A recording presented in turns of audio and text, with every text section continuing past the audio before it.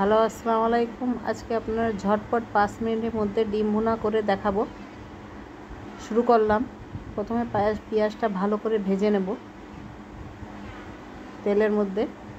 তারপরে সব মশলাগুলো আদা, রসুন, জিরা, হলুদ, লবণ, ধনিয়ার গুঁড়া সব দিয়ে একসাথে একটু পানি দিয়ে মাখাই নেব।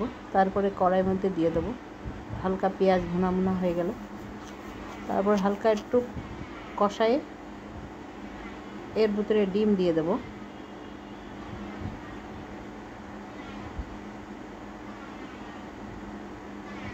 ডিম দেওয়ার পরে আর একটু কষায় নিতে হবে ভালো করে।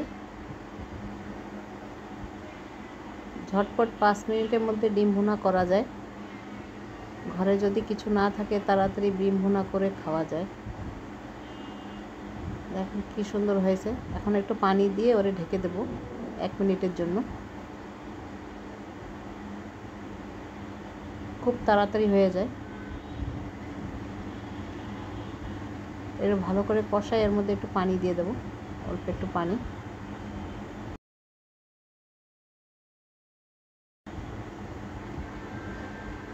ঢাকায় দেখেন কি সুন্দর হয়ে গেছে তরকারি, কি তাড়াতাড়ি ঝটপট।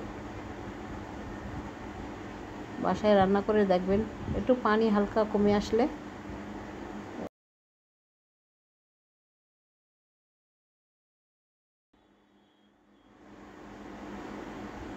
দেখেন তরকারিটা কি সুন্দর হয়ে গেছে।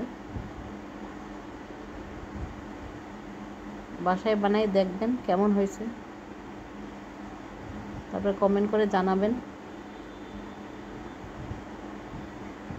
ঝটপট 5 মিনিটের মধ্যে তরকারি রান্না।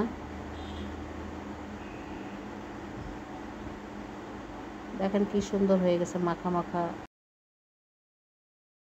আল্লাহ হাফিজ।